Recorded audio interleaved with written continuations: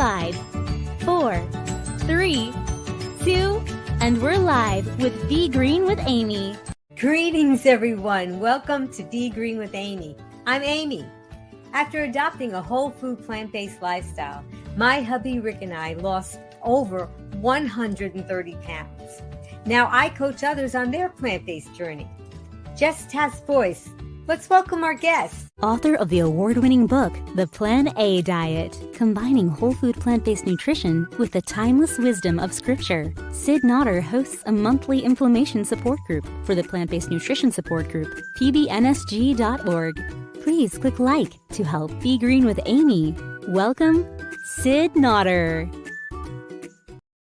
Greetings, Green Warriors, and welcome back, Sid.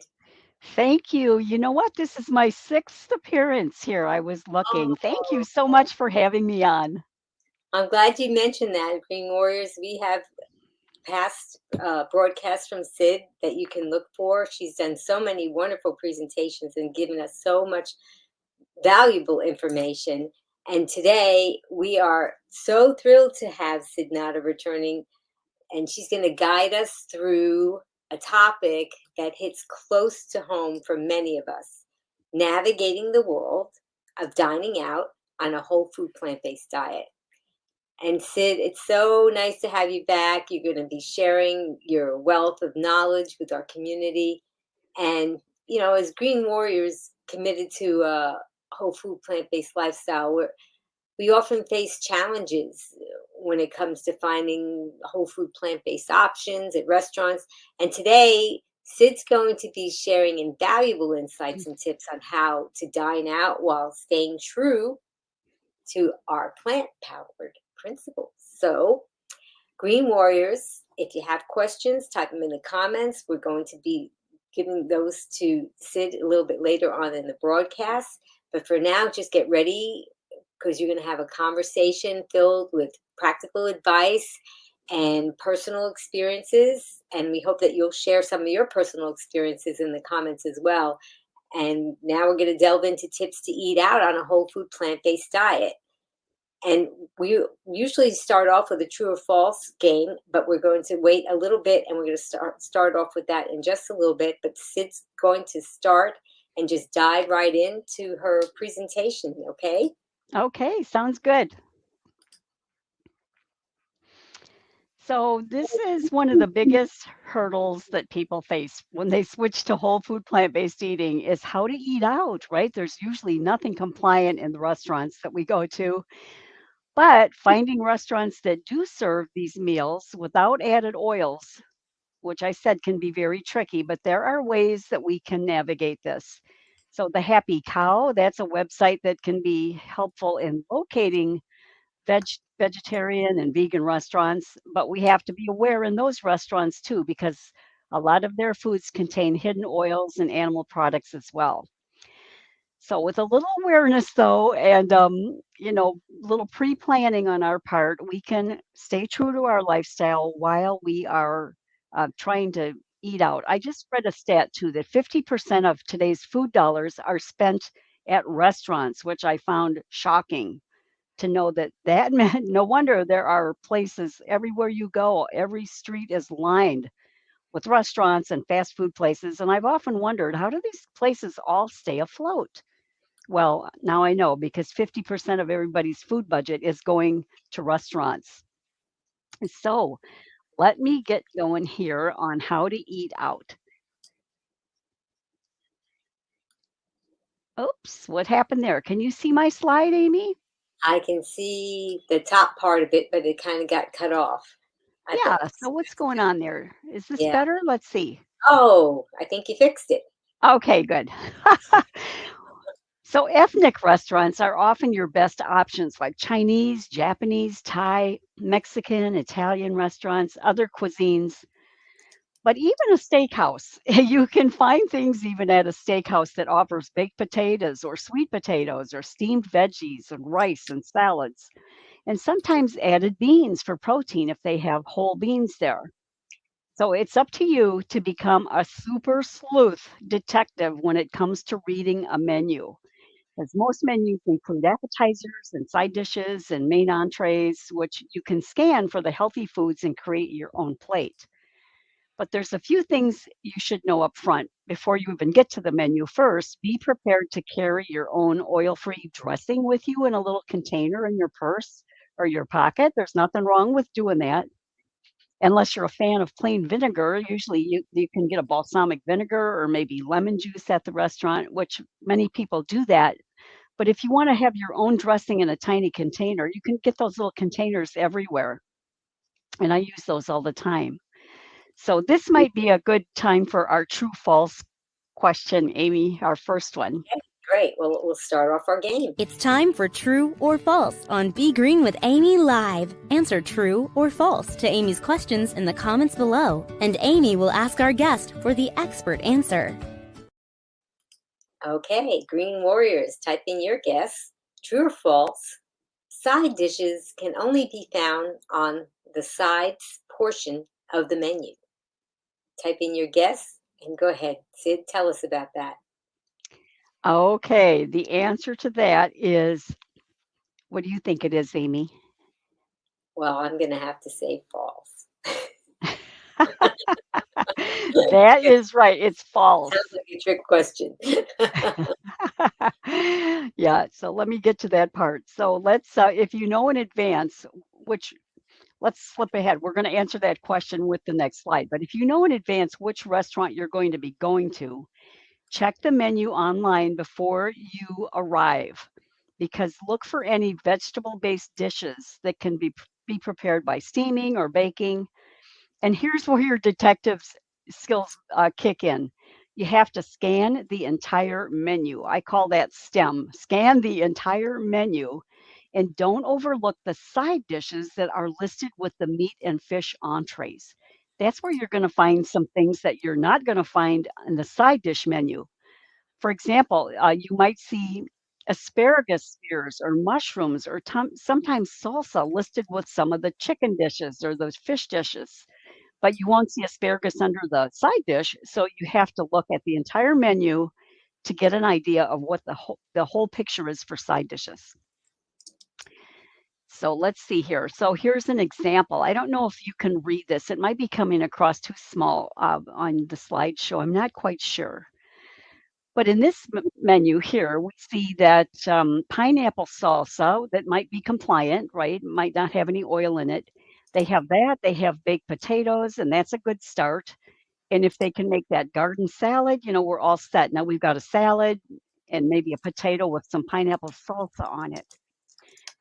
Well, you can also call the restaurant ahead of time. In fact, I highly recommend this. Ask the chef to make something for you, a plant-based, vegan, no added oil meal, and be very specific with your request that you don't want any sauces with butter or sour cream being inadvertently added, because sometimes they don't totally understand what we're asking for.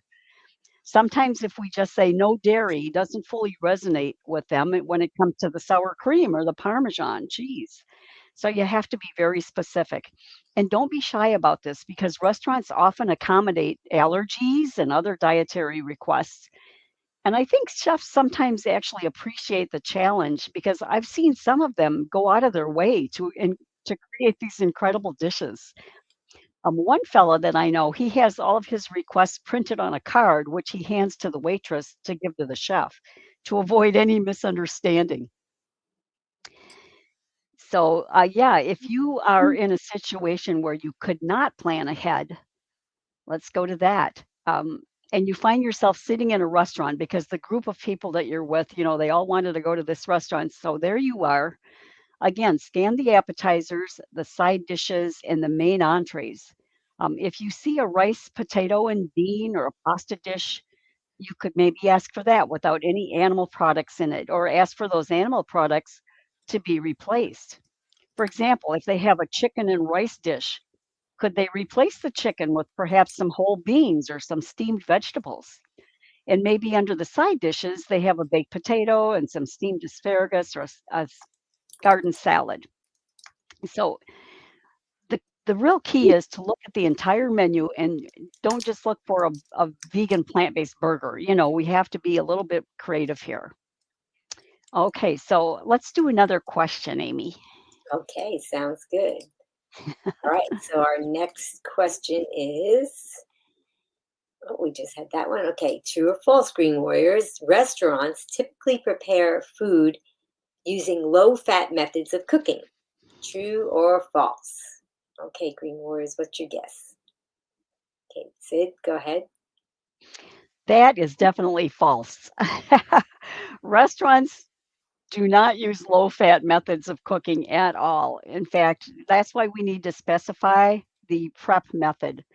Because, as mentioned earlier, restaurants are notorious for adding large amounts of oils, plus butters and salts and sugars to their food. So, fresh and raw items would be ideal, but for cooked foods, ask for your food to be either baked or steamed or grilled on a dry skillet or water sauteed even. Ask for your sauces to be put on the side. If you forgot your salad dressing, maybe you could ask for lemons or limes or vinegars or salsas. So remember to be extra polite to your server while explaining. I know you would be, but sometimes when we offer suggestions, they may not understand because they probably don't get a lot of requests like we're going to be giving them. So if you're met with any resistance, you might want to explain that you eat this way for health reasons because that is definitely true, right? That's not false.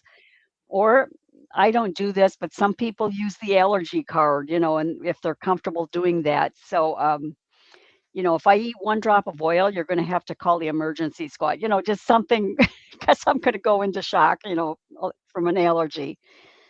So I don't feel comfortable doing that. I just want them to accommodate me, as is. But you're the customer after all. If they still won't accommodate you at that point, find a different restaurant, right? I mean, you are the customer and it's not worth eating unhealthy foods just because they can't work with you or they won't. All right. So yeah, don't be afraid to find a different restaurant if they're not willing to work with you. And of course, if you're with a big group, then you might be stuck, but um, now this is kind of old because Sweet Tomatoes is no longer in business that I'm aware of, but these are some ideas for specific restaurants that we've always had good luck at, and Sweet Tomatoes was one of our favorites.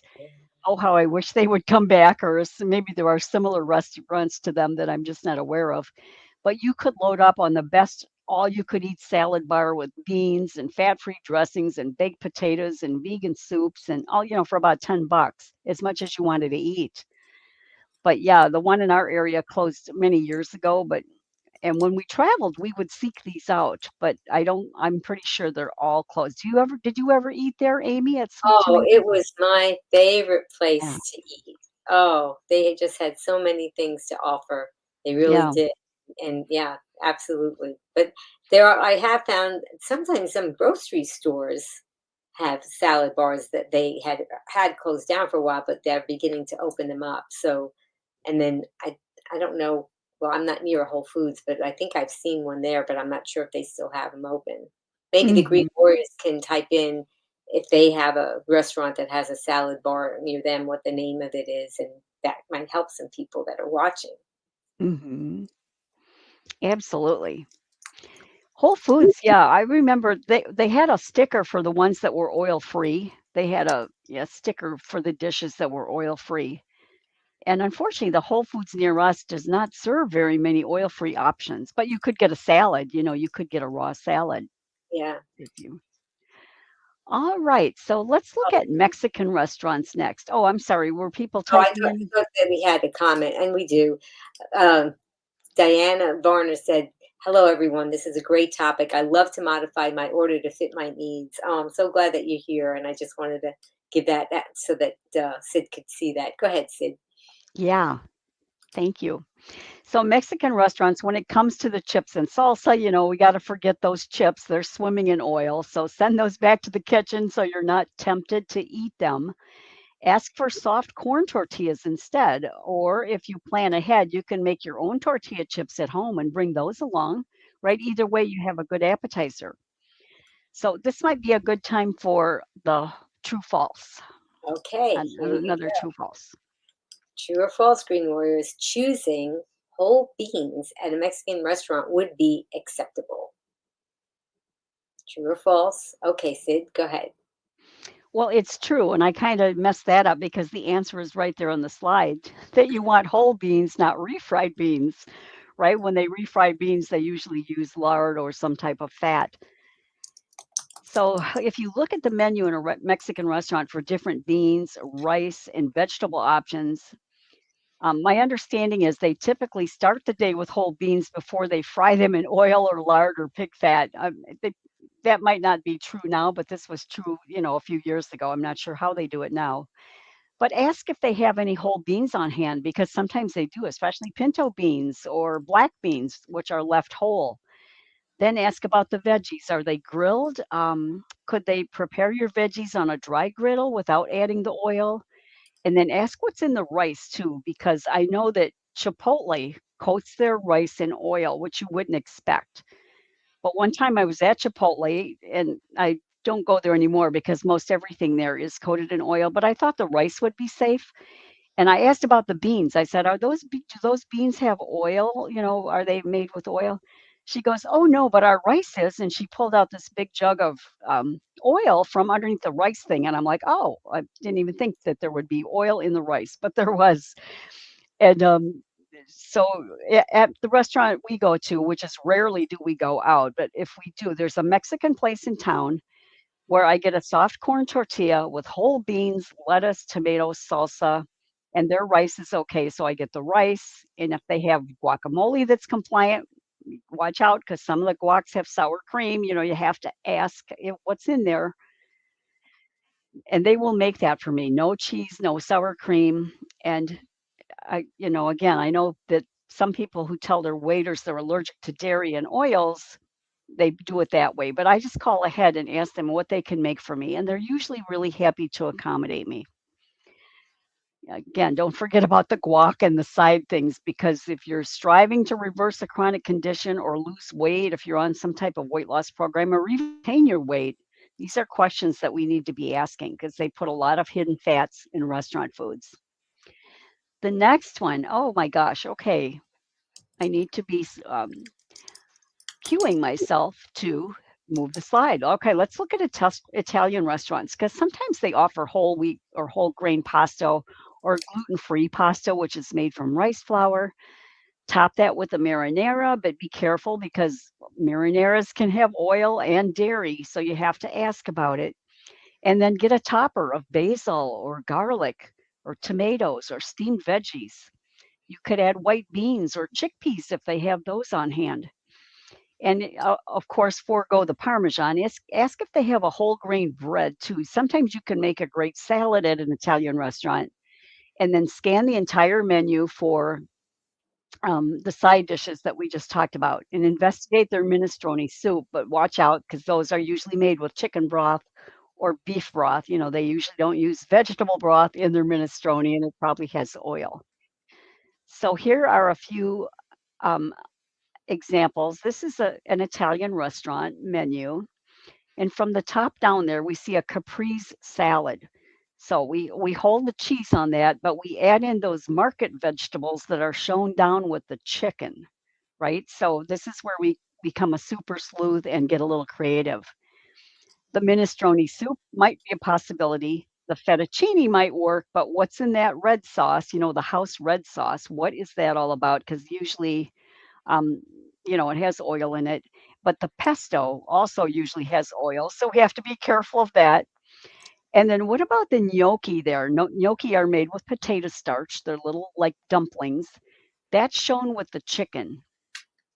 And so those could be topped. Could they make just gnocchi with a plain marinara?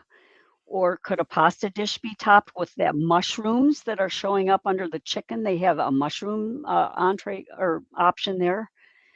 And then under the salmon, I see they have fingerling potatoes and asparagus. So could you get the potatoes just served plain or spiced up, or the asparagus? Could they just steam that for you? So I hope you're beginning to see some of the possibilities that open up when we explore the whole menu and just don't look at the title of, if you see something that says shrimp or chicken, just don't scan over that. Look what comes with it, because sometimes that's where you find these little golden nuggets of things that we could possibly eat. All right, let's go on to Chinese, which again, the restaurants may be willing to create an oil-free stir fry, which could have tofu, rice, noodles, the veggies, steamed veggies, and a low sodium soy sauce, perhaps. And you may even want to order your soy sauce on the side or anything on the side, but make sure you avoid the oyster sauce, of course. Ask about the vegetarian soup, the noodle soup, and the miso soup as well. The miso soup, if it's oil free, would be compliant. So the Chinese restaurant in our neighborhood makes a vegan sushi called futomaki, and it's compliant. It's a raw sushi with just veggies. It's delicious. So we get that, but really we rarely eat out. I mean, rarely. When I say rarely, but Chinese food again is typically coated in oil, but they'll often work with you if you request it. Okay, how about a true false? All right, that sounds great. Get ready, Green Warriors. True or false? Thai restaurants usually use coconut milk in place of dairy. True or false? Okay, Sid, tell us the answer. The answer to that is true, actually. Thai restaurants are good because they cook their food to order. Typically, it's not all sitting back there. They usually make their things to order so you can order food the way you like it. So don't be shy about insisting on no added oil because Thai places usually don't use dairy. They use the coconut milk quite often, especially in their curry dishes, which is, remember that coconut milk is very high in saturated fat. It can raise your cholesterol. So keep that in mind if you're struggling with those issues. You may want to avoid coconut milk if that's the case. But your server can often check with the kitchen to find out which dishes are best suited to make oil free. Spring rolls, veggie rolls. Look at the appetizers. You'll find some things there typically. These can be served hot or cold or made with fresh veggies or sprouts or herbs or sometimes tofu, or they're wrapped in that thin rice paper wrap. Sometimes they're served with a sauce too. Of course, you'd want to find out about the sauce. Or maybe you could find lettuce leaf wraps or ask them to wrap it in a lettuce leaf, if there's something questionable about what they're wrapping it in. Then into that lettuce leaf, you could also pile up mince or mint, spice, peanuts, onions, chopped lime, coconut, and tofu. Chopped tofu. All of those could come to you in separate bowls, and you could make your own little plate if they're willing to do that for you. And most times they are. And then you might even find one or two soups at a Thai place, hot and sour vegetable or clear vegetable, which are usually no oil, but do ask. And most salads are healthy in these places too until they add the dressing. So if you didn't bring your own dressing, you could ask for a bit of lime juice or maybe lemon juice. So when checking out the main dishes, make sure you look at the vegetarian section first and then check out the other sections to find out the dishes that are made with rice noodles, for example. If you find something that looks healthy there, but it contains beef or chicken or seafood, again, just ask if they could make that dish without the animal product. Because tofu is usually available as a substitute in most Chinese and Thai restaurants. Ask for the tofu to be steamed or cooked on a dry griddle. Vegetarian pad thai is an option if it's compliant. Restaurants vary how they prepare these things, but that is rice noodles, tofu, scallions, and bean sprouts. So that would be a good dish. Other noodle dishes could be made with any combination of basil leaves, onion, tomato, bell peppers, carrots, broccoli, mushrooms, bamboo shoots, bean sprouts. So they have a whole lot of things back there that are raw that you could create your own wrap with. Ask them, tell them what you're looking for, and maybe they'll have good suggestions for you.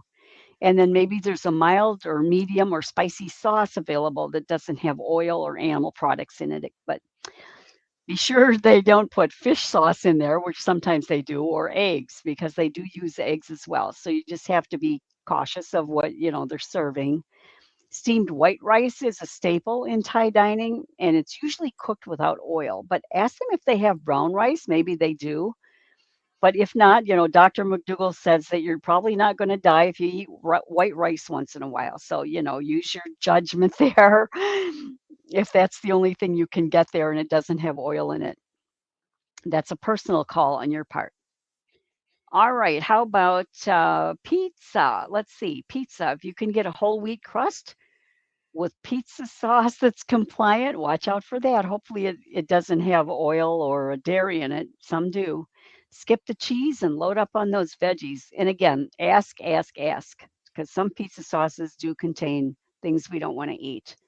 Subway, you could get a salad there, or you could order a sub on whole grain bread if possible, piled high with veggies and mustard or vinegar dressing. Many shops offer different varieties of salad offerings, but have your dressing on hand as usual. Panera Bread, I haven't been there in a few years, but I'm not sure if they still make this. They used to, a Mediterranean sandwich on whole grain bread upon request. Again, omit the cheese, ask for extra veggies and greens, and side salads are also available there. So, as we recap here, look at the menu online ahead of time so that when you get in there, you kind of know what you're going to ask, right? Instead of, especially if you're with a group of people and they're all looking at you like, what is with her? You know, she's asking so many questions. Call ahead, tell them your dietary needs, and ask what they can prepare for you ahead of time. And in general, look for potatoes, rice, beans, salads, portobello mushrooms, pasta, healthy side dishes, and always ask about those hidden oils, animal products, and ask for your food to be steamed, yeah, baked or grilled over a dry skillet. So it's, again, without the added fats.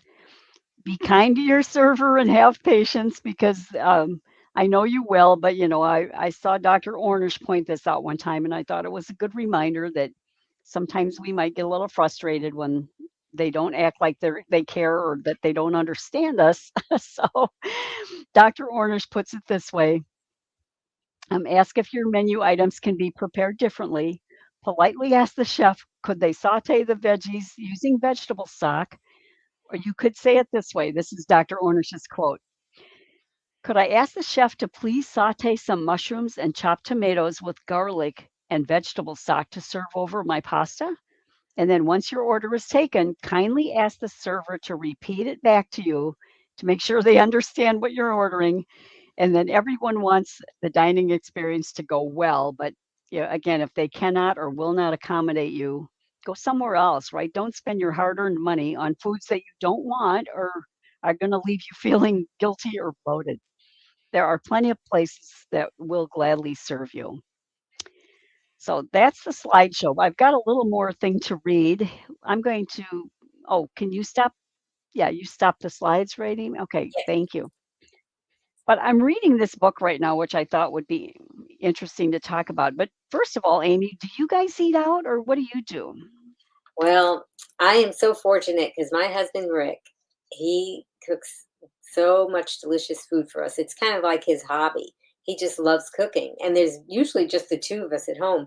But he's oftentimes in the kitchen, and will freeze things because he's constantly cooking and just loves to invent new recipes or change recipes around. And oftentimes when we eat, we'll look at each other and say, "I'd eat this in a restaurant." So it's kind of tricky to find a restaurant that would be delicious, but I definitely can find compliant food in restaurants. But we don't, because of that, we just don't eat out as often because Rick just loves to cook. Now, if I'm not somebody that loves to cook, although I am the salad maker of the house, so I will batch make. I just did that today before the broadcast. Actually, I made up 10 separate salads so that we would have for 5 days. We would have every day just pull that salad out. And these are salads because when you eat this way and you eat a salad, somebody's supposed to look at the salad and say, "Are you going to eat all that? So is that just for you?" And oftentimes, if I'll have company over for dinner, I'll take one of those salads and put it out, and 4 or 5 people will take servings from it. Sometimes we'll still have salad left over. But so that's what I do. That's my cooking. But for people that are very busy or they're working full time out of the home or they just have a big social life, there's a lot of reasons why people do need to navigate these restaurants. we really don't want to be sidetracked, and that's why I was so glad that you did that. So I was a fan of sweet tomatoes. um, so oftentimes Indian restaurants, I might go to an Indian restaurant, but I still, you have to explain to them, because people don't even usually know what vegan means, and Mhm. the servers are busy, and they're just trying Mhm. to please. And but sometimes I wind up with a chef, and that gets excited about me asking them to prepare something different than they've been, because they just typically prepare the same foods over and over again, so they don't get to really um, utilize their creativity in the food preparation. And so that sometimes it delights the chefs when I'll have, and I'm not talking about 4 or 5 star restaurants, I'm just talking about family restaurants. And I'll have the server come out, and I'll have a beautiful salad with like blueberries, surrounding the edge of the plate, and you could tell that they could have just thrown the ingredients together, but no, this chef was like, oh, I finally get to put a little creativity into this, and so they get very excited about that. So yeah, we sometimes do eat out, but more often it's the Be Green with AB restaurant. How about you, Sid? Yeah, very rarely, very rarely. We go to the Mexican place once in a while, and I call ahead and order what we're going to have. But in a pinch, we might stop at a Subway and get a salad, if we're starving. But very rarely do we eat out. Yeah, It's too and expensive too, when you get the bill, you're like, "What? I could have made this for a third of that exactly. cost." And I love this lifestyle so much because I love to eat volume eating, and I love to eat a lot of food because it's so low in calorie density. So sometimes when I'll order something in a restaurant, I'll have to order maybe more than one entree because I'm they're omitting the animal products. So now I'm just left with whatever's left on the vegetables.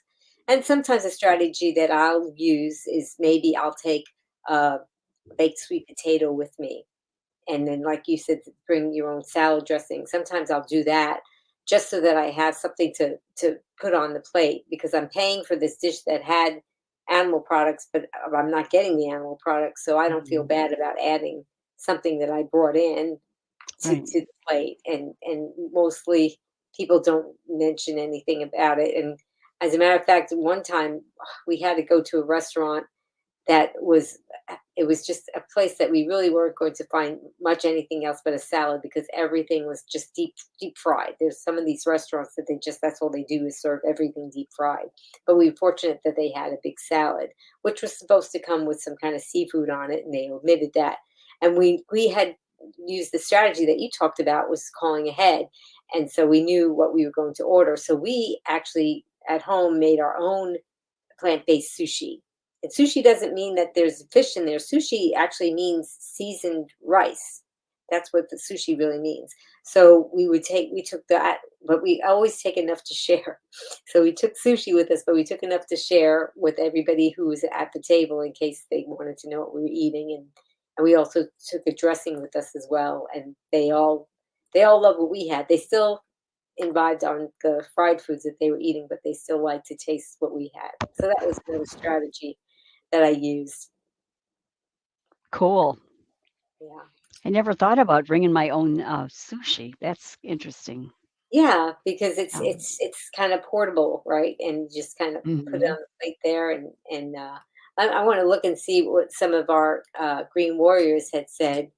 Uh, Hi, Diana. She said, I like to take carrot chips in place of chips. That's a good idea. I like that. Mm, Very good. That's a good idea. I love when the Green Warriors share their strategies with us, because we all just can learn from each other. And let's see, Nikki. Hi, Nikki. She said Whole Foods definitely doesn't have a lot of oil-free options. Yeah, that is sad. You're right, Nikki. Yeah. So, and let's see. Oh, and you were talking about the bacon fat. Joyce said Texas house soaks their sweet potatoes in bacon fat. So I asked about the white potatoes, and she said they soak them too. So be careful of that place. That's true. I'm glad that I wouldn't have even known that, because it oftentimes those steakhouses are a really great resource to get those side dishes. So that's really good to know. Thank you for sharing Mhm. that with us. Yeah. Oh, and hi, thanks. She said, or I shouldn't say she, I'm not sure. I always look for an unsalted baked potato without butter. Yeah, yeah, that's a great strategy. One time I ordered that, and it came it wrapped in aluminum foil, and I unwrapped it, and there was like kosher salt coating the whole outside of it. Mm. So I usually like to eat the skins of the sweet potato or the baked potato, but this time I did not.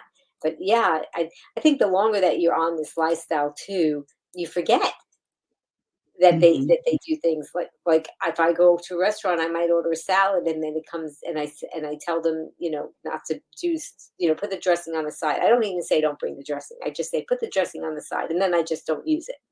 And then this way, there's less confusion. But sometimes I'll get a salad, and it'll be covered with cheese, Mhm. or it'll have croutons all over it, which are Mhm. made with oil, and I forget. I say, oh yeah, that's right, that's what people do, and it's been so long Mhm. that I ate that way that I would forget. So we really kind of have to think about those things sometimes. And Mhm. let's see. Oh, and Susan, hi Susan. She has a question. Can you recommend an app to local whole food plant-based friendly restaurants? Oh, there's Happy Cow. I know there's other ones. I'm sorry, I can't think of them off the top of my head. I don't use them, so I'm not familiar.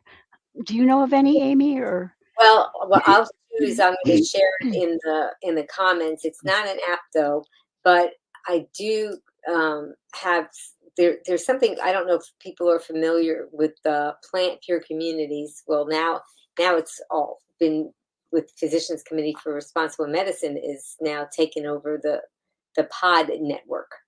Mm, And so this is exciting things that are happening over there. And they have they had a website which you could have a map, and you could find restaurants that had served food without oil and you could just search by zip code. And you mm, could also, on the same map, you can search for groups that are called pods that meet, and they have adopted this lifestyle. So it's kind of like meetup in a way, and it's free. And you can type in your zip code and see if there's one of those groups that have that. And oftentimes they have potluck dinners, and so they share the whole food plant based no oil food. So mhm, I put a link in the comments for everybody if you wanted to look and see. There's a link to that website. But now mm, uh, the Plant Pure Communities, if you ever saw, there was a movie that was made there, and it was the son of T. Colin Campbell who made Plant Pure Nation. And so he had a call to action at the end of the movie for everybody to go out and join or create a pod, which is I did that, and it was under their website that we did it. But now, Physicians Committee for Responsible Medicine has taken that Plant Pure pod network over, and it's going to be under their wing. So, but still, for now, that website is available, as far as I know, for you to find the restaurants or a pod, which means a group of people that also share this lifestyle with each other. So I hope that that was helpful. Happy Cow, I think that that's a great thing too. And but I don't. But that would be, if anybody's an app maker mhm. out there, I bet you would do very well because we really need things like that to Yeah. help us find those restaurants. I just came across a place called Whole Harvest too, which is, they ship it to you. They ship meals to you, which are whole food, plant-based, no oil in any of their entrees. And so I just signed up with them. I've tried it. I think they're good for the value. And if you are interested in that, if you put SID30 as the code, you get $30 off. But I'm not trying to promote that here, but Well, that's helpful. That's helpful because um, sometimes people eat out not because that they are socializing. Sometimes they don't have time to cook, they didn't have time to shop, and having this on hand as an option, or yeah. or sometimes you're not feeling well, and so having that on option as an option is a really great thing for us, and I Mm-hmm. appreciate you sharing that with us. And this Yeah, is I'll this be is writing why a I love review. Oh, I'm sorry, what? writing a review. Go ahead. I'll be writing a review about their food soon. In fact, we're getting ready to travel on the road, and I've ordered those to take along in the cooler so that, we have some foods for the microwave when we stop at a hotel, or I'm cooking as well, but those will come in handy as additions because there's no oil in any of the food. The two co-founders of that company are both two men separately who have had heart attacks, and they decided when they reversed their disease through this lifestyle, and they got together and decided they need to make a place where people can order whole food, plant-based, no oil foods, and it comes, it's shipped in on ice. It's not frozen, but it's shipped cold. You get it in 2 days. So I think that's a good thing for people that don't want to cook as well, and Yeah. that's why maybe they're eating out because they just want the convenience. Hmm. Yeah, that's great. So can you say the name of it again? It's Whole Harvest, Okay. yeah, Full dot Harvest. com, yeah, Oh, excellent. I'm going to put that in the show notes too. And then, yeah. and it's the discount code is SID. Sid 30 gets $30 off the first order. Okay. And there's no Excellent. subscription where you got to sign up for time and again. It's, one time and out, and then you reorder if you want to. Oh, I well, think that's, it's eight meals are the minimum. You have to order at least eight, which you'd want to do to get the shipping because the shipping is either 12 something. It depends on where you are from where they ship from. okay. Well, that's good. So have you tried any of them yet? I've tried one so far. I've got some here, but I tried the lasagna. It was very good. So yeah, I've got a bunch of stuff in the fridge already made, so I haven't been eating the frozen stuff Yeah. yet. Yeah. You can freeze it, when you get it, you can freeze it, but it lasts, I think, 7 days or so, 7 days in the fridge if you were just to not freeze it. But I'm going to be freezing. I think if you order eight or more, you're probably going to want to freeze some of them, but Yeah. maybe not if you're in a big household, and everybody eats this way. Yeah. That would make a very good backup because we often freeze a lot of our food. I use the super cubes. Have you ever used the super cubes? I've seen those. No, I haven't. Where you freeze the soups in cubes or fuse soup, Yes, right? You yeah. freeze it. Yeah, They I'd like they to are try just them. I just can't recommend them more highly than I have in the past because they're made of silicone and they look like an ice cube tray, but it's a bigger capacity. So they will hold some of the. You can buy different sizes. I buy the one that holds 2 cups, but you can put half and only make a 1 cup serving. And it's a rectangular, and you'll get 4 openings in there. And you just can pour soup in there, even if it's hot because it's silicone, so it'll take the hot temperature. You don't have to let it thaw out or cool or whatever. And then you just freeze it, and then when you're done, when it's frozen, you take off the lid and you push it from the bottom, and it pops out into these rectangular cubes. And I have a few of these. Actually, I have 4 of them. I started off with 2 and then I got 2 more.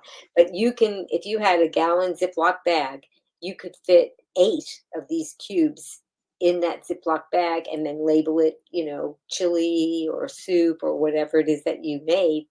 And then whenever you were ready to have some food, go to the freezer, take however many of those you want and put one inside of a bowl in the microwave or heat it on the stovetop, and there you have your food. And it just I I find that things that have corners and straight edges, they take up less space in the refrigerator or the freezer because the rounded edges kind of hog up a lot of real estate. So that's Hmm. what I love to use, and my freezer is filled with super cubes already popped out and put in the Ziploc bags. I even I love to have mushrooms, sautéed mushrooms. And so when I do with the mushrooms is I'll also make batch cooked mushrooms. And when we go shopping, we have like pounds and pounds of mushrooms that we buy and we cook them without oil. I made a video about that on my YouTube channel. and then we we put them in a colander when they're done to get out the liquid, and then I'll just put in those mushrooms in the super cubes, and now I have mushrooms, and that's one of the things I like to put on my salads is Mm. these 1 cup of each salad will get a cup of mushrooms because mushrooms are so good for you. And so that's just a wonderful way to have those things on hand. Or if there's just a time like you said, what we do, another thing I like to do is just make kind of a feel good soup, that you would want to eat if you weren't feeling well and didn't feel well enough to cook. And then this way we have that on hand too. If anybody's not feeling well, you can just have a little soup, not to give you a little warm tummy. That doesn't happen too often, fortunately. I think because of this lifestyle that we don't often get ill, so that's kind of nice too. But yeah, I definitely recommend that to help you out with the batch cooking and sharing the good food. One of our daughters likes to travel from out of town, and she'll often take some of those cubes back with her. And she can take it on an airplane because they're frozen. So Mhm. she'll take them back with her so that she can have something on hand to use. Let me just see. I think we had some more comments. If anybody has some tips to share with us, we would love to see uh, what you had to share. And Yeah, let's I've got see. something to share if Okay, everybody sure. else has commented Yeah, already. yeah. Go ahead. Okay, so I'm reading this book called The End of Overeating by David Kessler. I don't know if you've heard about it. He's a FDA commissioner, a former FDA commissioner. He led the battle against the tobacco industry, and now he's talking about the food industry and what goes on in restaurants and in fast food places. So I've only read the first couple chapters here, so I'm not endorsing the book. I don't know where he's headed with the Yeah, information, but I found this very interesting about restaurant food, since that was what we're talking about today. yeah. And he states that continued hyper eating, overeating, is a biological challenge. It's not a character flaw, and it's based on sugar, salt, and fat, which we know are the three things that really hijack our brain and get us hooked on food, and especially when they're combined as a trio. And all of these palatable foods, he says, stimulate the appetite, and that's why people just can't stop eating. So he's got this list here of what foods. We'll take a look at the Cheesecake Factory menu, for example. But he talks about how restaurants layer sugar, fat, salt in layers on something like a core ingredient, like a meat or a potato or a vegetable or bread. And he gives this concept of layering, and then he gives examples of food layering, and I was shocked. A potato skin, he says, a potato is hollowed out, and I guess the skin of a potato is a great surface area to pick up fat. I guess potato skins are great fat absorbers for some reason. And oftentimes, I didn't know this, but things are pre-fried at where they're manufactured and then fried again at the restaurant. Did you know that? I did not know that till I read this. Oh, Like oh. fries, and all these things are pre-fried at the restaurant and So then fried again. I guess so they probably get a bag of frozen fries that are kind of already pre-fried, and then they Hmm. probably dump them out into the fryer at the restaurant. Yeah, Wow. right. So he talks about like a potato skin. We have a potato there, and then we have bacon bits, sour cream, and cheese and salt. So then he gives the layer process: fat on fat on fat and salt.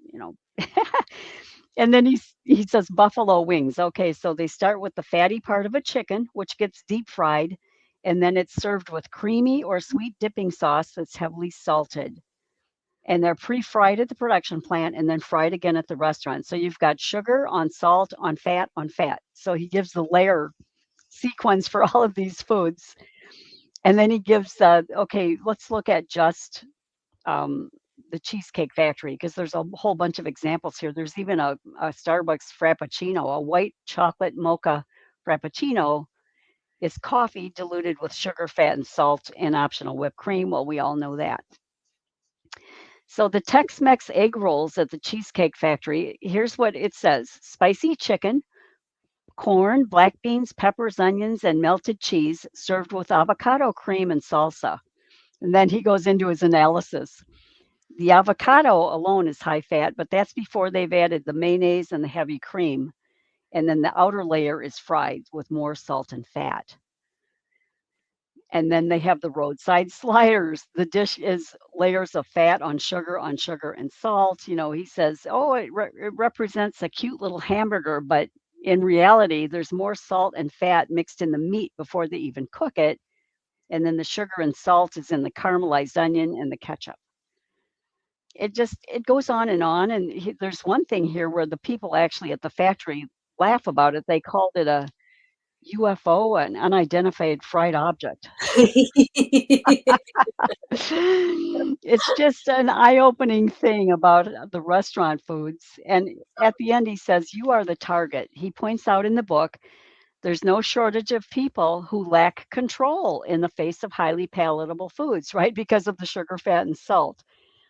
And he points out that the food industry has been remarkably successful at designing foods to capture people.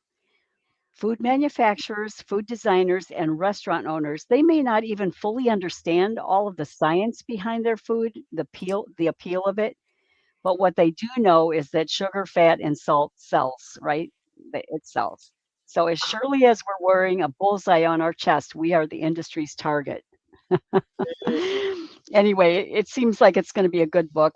The End of Overeating, Taking Control of the Insatiable American Appetite. That's the name of the book. But again, I'm not endorsing it. I don't know where he's going with it. I just read this in the first couple chapters.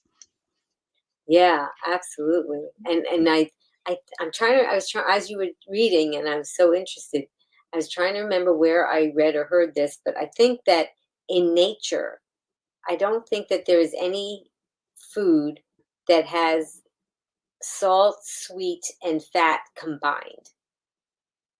I think it's only in the way people prepare foods. But I think that if you went in nature, you could find a fruit that would be sweet. You could find a nut that would be fatty. You could, and of course, there is salt in a lot of different foods that we eat.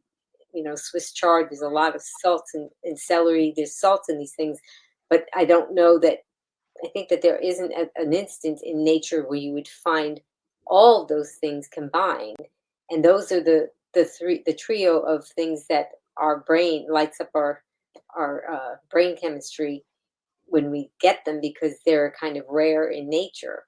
And so imagine taking all three of those things and combining them. Wow, that would really light up your brain and pleasure center for that. Mm-hmm. And Yeah. it So that, does. Yeah, and the restaurants do know about it too. They oh, spend they billions of dollars to perfect their like processed food on the shelf in the store. We've read that they spend a lot of money to get that product just so, not too much and not too little, but just enough to light up your brain. The bliss point, it's called. Yeah, I think that I read about that. There was another book that sounds kind of similar to what you're reading now. The book called Salt, Sugar, Fat: How the Food Giants Hooked Us. Have you ever read that one? Yeah, by Michael Moss. That's a great Yes. book. Yeah, yeah, it is. Hmm. It is a great book, and it's that's been something that I learned a lot from there, and I think he had talked about the bliss point in that book as well, and just to get that the food, not just the ingredients, but where they place it on the processed food, like on the potato chip, where they would make sure that they had most of the salt on the outer edges of the chip, because that's where your salt taste buds that are receptive to Mm. salt are, and that the way that they shape the chip, and the size of the chip, and how quickly it might melt in your mouth. And it's all done very scientifically by these chemists, and they try it out on people that they pay to come into their labs, or their corporate headquarters, or wherever they may do it, and they have them try these foods out and say, oh, I think that's too salty or too sweet or not sweet enough, and then they keep changing the recipe until it comes out to be the bliss point, as you had mentioned. So it's Mhm. just something that we really have to be careful about, I think. Yeah. So I wanted to talk to everybody today because you've done this in the past. And once again, Sid, this is her book, The Plan A Diet, and Sid has generously donated a copy of this for our book giveaway. And all of you are going to have, well, probably up to 5 chances to try to enter to win this. And I'm gonna have that in the show notes, and I'm gonna put that available to you so that you can try to win this copy of this book. And whoever the winner is, and we'll draw for that in a future broadcast. And we're going to draw it live, and then Sid will be sending you a copy of the book. Can you tell us about your book, Sid? Sure. It came out in 2020. Get my copy here. And it's called The Plan A Diet. It promotes whole food, plant-based eating. You do not have to have a spiritual belief in order to read this book or benefit from them. But if you do happen to be a Christian, there's scriptural support in there and principles which kind of tie in with it. For example, scripture says, don't become so well adjusted to your culture that you fit into it without even thinking. And isn't that what we're talking about today? Fitting into restaurant foods, or, there's just a bunch of principles in there that really help solidify why we need to eat healthier. In fact, it says that anything a person gives into soon becomes his master. Well, we think about that with sugar, fat, and salt, right? If we keep giving into that, that food masters us, right? I had that experience myself when I was addicted to mocha lattes a few years ago. I had allowed mocha lattes to become my master, and that verse just reminded me about what I was doing, because I was ordering decaf coffee, plant milk, and only half the mocha. But before you know it, I was planning my whole shopping routine about when I was going to be at that window to get that drink, because I didn't want the line to be long. I better go to this store first and then get my coffee. I mean, I worked that into my routine, and I'm like, oh my gosh, I think I've got a problem going on here. So that's when I took steps to correct that. But it was sugar, sugar. Think about that. And sugar was the main thing. And I was only getting half the mocha that they usually put in there. So, but that was enough to get me hooked at the time. So yeah, I had allowed mocha lattes to become my master. I talk about that in the book. But I Yeah, and also, by the way, if I can I talk about the inflammation class then, yes, Amy? I And would love for you to do that. okay, so I lead an inflammation group for PBNSG, that's plant-based nutrition support group.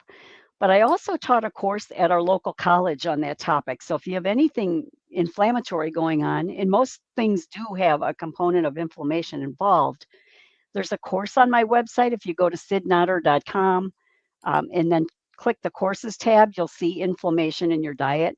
And if you put take off 50 in the code, you'll get 50% off the course. Excellent. That's really good to know. Yeah, all one word, no spaces. Take off 50. Take off 50, no spaces. Uh-huh. Yeah. Excellent, excellent. Yeah, and you were just telling me before the broadcast. Tell our Green Warriors what you just have accomplished, your latest accomplishment. Oh, yeah. I just graduated from Dr. Bernard's Food for Life program. And so I had my first Food for Life class last week on Monday, the 18th. It was a Zoom class. So if you are interested in my upcoming classes, I think I might do one on brain health shortly after the new year, or maybe a diabetes initiative. Get on my mailer so you'll be kept up to speed with the classes that are coming up. Just go to sidnotter.com. There's a thing there. Get free 10 dessert smoothies. If you sign up for the smoothies, you'll be on my mailing list. Oh, that's wonderful. Thank you. Oh, and thanks is giving you applause. That's well, everybody, please click like to show your appreciation for what Sid shared with us today. And and you had just already told us how we could find you on social media and all the different courses that you're offering, and you have so many wonderful things on your website, and the book, absolutely excellent. I enjoy reading it. I think for those of you that I I have encountered sometimes when people have I may encounter someone who is Christian, and they may challenge me because of the lifestyle that I have, because they think that the animals are here for us to be put on our plate. And so there's so many wonderful scriptures that Sid has put in this book that you could show someone who might be thinking that the Bible is saying certain things to help support one way or another, and that could help them to get a better understanding of all the great quotes from the Bible that you share that can help support the lifestyle and help explain it. Well, I just want Yeah. to give you a There, massive oh, thank you. there's Go even ahead. a chapter in there, Amy, that is called Addressing Objections because of, the objections I've heard over the years as to why plant-based, we're not meant to eat plants. Yes, we are. So I have a whole chapter just devoted to addressing objections. Yeah, and I think that could Um, be so helpful, even if somebody's not practicing Christianity, but they may encounter people that are. So I think it's helpful to a lot of different people. mhm. Well, I just want to give you a massive thank you, Sid, for sharing your expertise and your practical tips on navigating the dining out world while adhering to a whole food plant-based diet. And Sid, your insights are they're just invaluable, and we're so grateful for your time and so happy that you came back and you've been on the show so many times with us, and I look forward to having you back soon. Sid, can you tell our Green Warriors what your final take home message for our green for them about downing out is? Yeah, I always remind people that life is too short to live the last 5, 10, or 20 years of it dealing with preventable chronic disease and issues, chronic ailments. So the foods you choose today are going to determine your future health. And start today if you're not already eating this way, and stay true, stay motivated and stay encouraged, and know that you can eat out at restaurants with a little bit of effort, with pre-planning and awareness. Very nice. Very nicely said. Green Warriors, tell us what you're going to remember about today's broadcast. One of my takeaways is that there might be sour cream in that guacamole. I did not know that. And I'm glad you told us about that. I also wanted to thank Jess Taskboy. She did the promos. She is just dynamite out there helping promote this. And she did the voiceovers. And Jess Taskboy, tell us who's coming up next. Ever wondered how to build and maintain strong bones throughout your life? Or what to do after a diagnosis of osteoporosis or osteopenia? Join us for a compelling discussion on osteoporosis with Dr. Scott Harrington, covering crucial aspects like nutrition, calcium intake, and exercise. Don't miss the chance to enhance your understanding of lifelong bone health. Subscribe now and hit that notification bell to be the first to catch this exciting episode on Wednesday, January 3rd, 7 p.m. Eastern, 4 p.m. Pacific on Be Green with Amy Live.